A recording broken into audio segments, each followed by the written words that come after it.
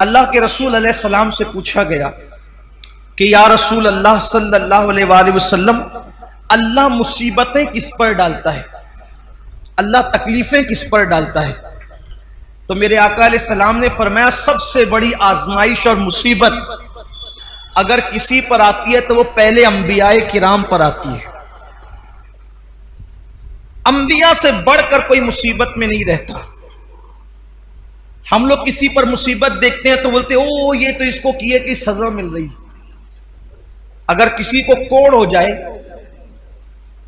कोई कोड़ी हो जाए, कोढ़, किसी को जुजाम हो जाए, कोई नाबीना हो जाए, अंधा हो जाए, तो लोग उसके बारे में मजहबी महफिलों में भी डिस्कस करते हैं कि उसको उसके किए की सजा मिल रही है। अल्लाह से माफी मांगो, ना कहा करो। उसकी वजह यह है, अगर वो मोमिन है, अगर वो मोमिन है और कोड़ी हो गया, जुजामी हो गया, है मुसलमान, तो अल्लाह तबारक व ताला उन लोगों को उस वक्त जन्नत में दाखिल फरमाएगा।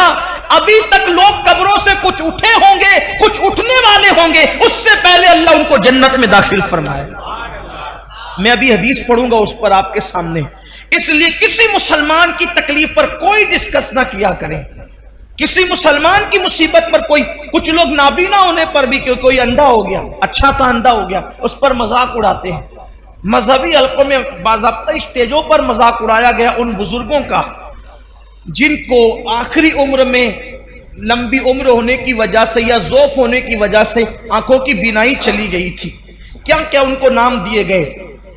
हालांकि लोग ये भूल गए कि हिब्रुल उम्मा, रईसुल मुफस्सिरीन सैयदना अब्दुल्ला इब्ने अब्बास रदी अल्लाह ताला अन्हु भी आखिरी उम्र में नाबीना हो गए थे। लोग कहते हैं अपने किए की सजा भुगत रहे। मैं कहता हूं इब्ने अब्बास ने क्या किया था। हजरत जाबिर इब्ने अब्दुल्ला अंसारी, जिनके घर हुजूर अलैहि सलाम की दावत मशहूर है, आखिरी उम्र में वो नाबीना हो गए थे। कई सहाबा के नाम लिए जा सकते हैं जो आखिरी उम्र में नाबीना हो गए थे। लेकिन यहां तो बस इल्म नहीं है, बल्कि अगर कुछ पढ़ा, हमने कुछ पढ़ भी लिया है तो हमारे इल्म पर हमारी जिहालत गालिब आती है। किसी भी मुसलमान और मोमिन को तकलीफ में देखो, हमने कोई उस पर डिस्कस नहीं करना, बस ये दुआ करना अल्लाह इसकी मुश्किल आसान कर दे और हमें इस मुसीबत से बचा ले।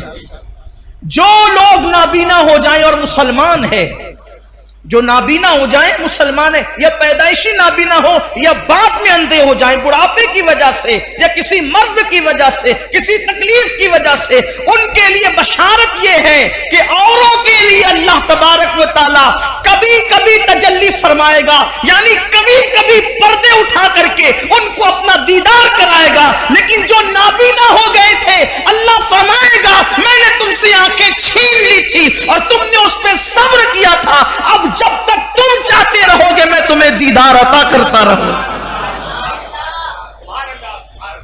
जब तक चाहते रहोगे मैं तुम्हें दीदार अता, मगर शर्त यह है कि वो सब्र करें। देखो मुसीबत आए तो सब्र शर्त है। मुसीबत, जो मुसीबत में वाहवेला करे नाकाम है, मुसीबत में शिकवा करे नाकाम है, मुसीबत में शिकायत करे नाकाम है। लेकिन जो सब्र करे, सब्र असल चीज है। सब्र, सारे इनामात उस वक्त मिलेंगे जब वो सब्र करे। आका अलैहिस्सलाम ने फरमाया सबसे ज्यादा मुसीबत नबियों पर आती है, फिर जो नबियों से करीब होते हैं उन पर आती है, फिर जो उनसे करीब होते हैं उन पर आती है। यानी मुसीबतें हैं किसके लिए? बल्कि एक हदीस पाक ये भी है, अल्लाह के रसूल अलैहिस्सलाम वुजू कर रहे थे। यहां पर थोड़ा इश्क रसूल का बाब भी खुलेगा, वाह होगा, इश्क रसूल का बाब भी वाह होगा, और हम देखेंगे कि हम में कौन आशिक रसूल है। हुजूर अलैहिस्सलाम वुजू फरमा रहे थे और पानी हुजूर अलैहिस्सलाम के वुजू का ढलान की तरफ बह रहा था। वुजू का पानी ढलान की तरफ बह रहा था। एक सहाबी थे वहां मौजूद, उन्होंने अर्ज किया या रसूल अल्लाह सल्लल्लाहु अलैहि वसल्लम, मैं आपसे इश्क करता हूं, मोहब्बत करता हूं आपसे। हुजूर ने फरमाया सल्लल्लाहु अलैहि वसल्लम, क्या कहा तुमने? हुजूर मैं आपसे इश्क करता हूं। करीम आका जिसके कान लाले करामत है, दूर और नजदीक के सुनने वाले वो कान, कान लाले करामत पे लाखों सलाम। हुजूर अलैहिस्सलाम ने तीसरी बार पूछा, क्या कहा तुमने? हुजूर मैं आपसे इश्क करता हूं। आका फरमाते हैं, तो अगर तू वाकई मुझसे इश्क करता है तो मुसीबत और आजमाइशों के लिए तैयार हो जा, क्योंकि जो हमसे इश्क करता है अल्लाह उस पर मुसीबतों के दरवाजे खोल देता है, अल्लाह उस पर तकलीफों के दरवाजे खोल देता है। हमसे मोहब्बत करने वालों पर आजमाइश और मुसीबतों के दरवाजे इतनी तेजी से खुलते हैं और मुसीबतें उसके पास इतनी तेजी से भाग भाग कर आती है, जैसे ये वुजू का पानी तेजी से ढलान की तरफ गिर रहा है, वैसे मुसीबतें तेजी से उसके पास आती है। अब आप मुझे बताएं, जब हम आशिक ही बने हैं, जब हमने इश्क का दावा ही किया है, तो फिर हम मुसीबतों से घबराते क्यों हैं? हम बलाओं से घबराते क्यों हैं? इसलिए कि मुसीबतें तो आशिकों के लिए है, मुसीबतें तो महबूब से मोहब्बत करने वालों के लिए। आप देखें, जिसको हम मुश्किल कुशा कहते हैं, पूरी जिंदगी मुश्किल में गुजरी, जिसको इब्ने मुश्किल कुशा कहते हैं, ए दिल बगीर दामने सुल्तान औलिया यानी हुसैन इब्ने अली जाने औलिया। फिर उनकी मुसीबतें देख ले, फिर सैयदा ज़ैनब पाक की मुसीबतें देख ले, फिर जनाब गाजी अब्बास की मुसीबतें देख ले, फिर इसी तरीके से औनो मोहम्मद की मुसीबतें देख ले, फिर सैयदा सुकैना की मुसीबतें देख ले, इसी तरीके से जो है अल्लाह अकबर सैयदा बीबी पाक सैयदा फातिमा ज़हरा की, उनकी खुद की मुसीबतें देख ले। हमारे बुजुर्गों ने फरमाया, 40 रातें किसी पर ऐसे गुजर जाए, 40 रातें किसी पर ऐसे गुजर जाए कि उस पर कोई मुसीबत ना आए, वो अपने ईमान की खैर मनाए,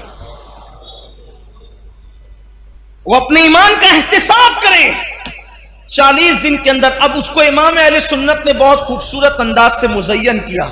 फरमाया 40 रातों में तीनों में से कोई एक आना चाहिए, इल्लत, ऐन से इल्लत, औ से किल्लत, वाल से जिल्लत।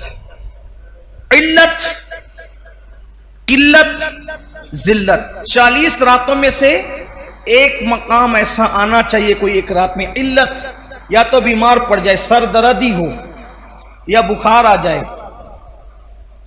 कोई बीमारी हो, पैर ही दुखे, कांटा ही चुभे, कोई ना कोई बीमारी आ जाए। अगर बीमारी ना आए, किल्लत, पैसे खत्म हो जाए। 40 रातों में कभी कोई डब्बा भी बच जाए कि हम भी खाली हो गए, तो मुश्किल भी आए कि यार कुछ लाना भी है, जेब भी खाली है। जिल्लत, कोई जलील करे। देखो, अब यहां अपने ज़ौक़ के मुताबिक बात करना चाहता हूं। कोई आशिक हो और जलील ना हो, मुझे उसके इश्क में शक है। क्यों?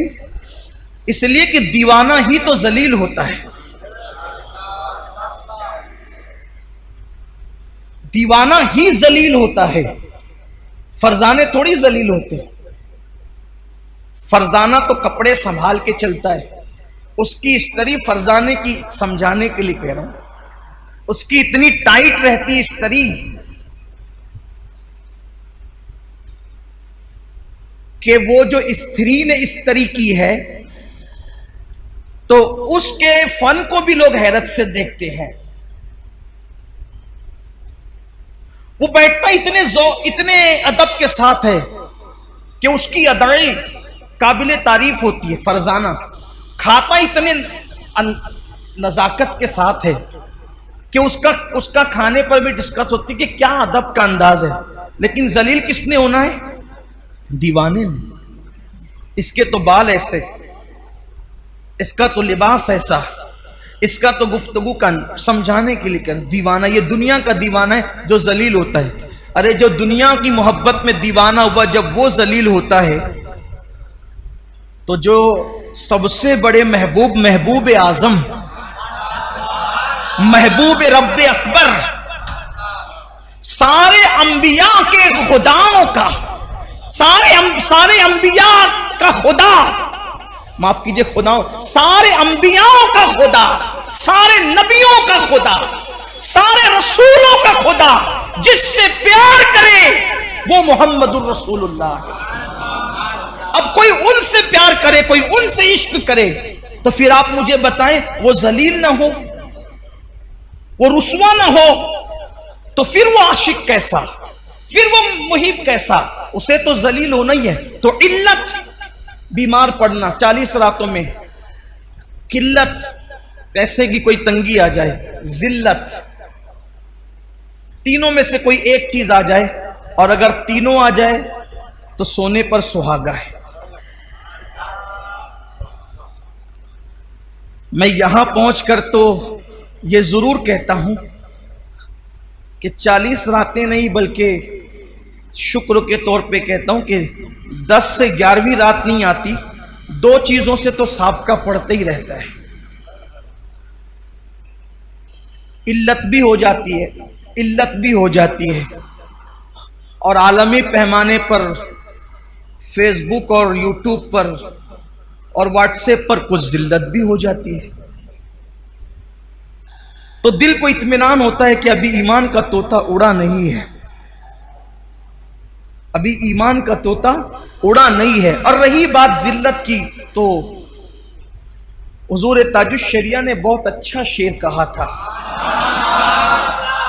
अगर महबूब के लिए जलील होना पड़े तो फिर ये जिल्लत नहीं है, बल्कि ये भी इज्जत है। वो कहते तेरी खातिर जलील होना है मेरी इज्जत। मैं इसको जोड़ करके इसलिए पढ़ रहा हूं ताकि उसका मफहूम समझ में है। तेरी खातिर जलील होना है मेरी इज्जत। तेरी खातिर जलील होना है, क्या है? आपके लिए जलील होना मेरे लिए क्या है? इज्जत है। तेरी खातिर जलील होना है मेरी इज्जत, मेरे वकार सलाम। तेरी खातिर जलील होना है मेरी इज्जत, मेरे वकार सलाम। तो हुजूर के लिए जलील होना कोई जिल्लत नहीं है, बल्कि ये तो बड़ी इज्जत है। तो 40 दिन के अंदर ऐसी मुश्किल आनी चाहिए। फिर बीमारियों का बाब अलग है। तो याद रखिए कि मुसीबतें आनी चाहिए, लेकिन मांगे नहीं, और आए तो उस पर सब्र करें।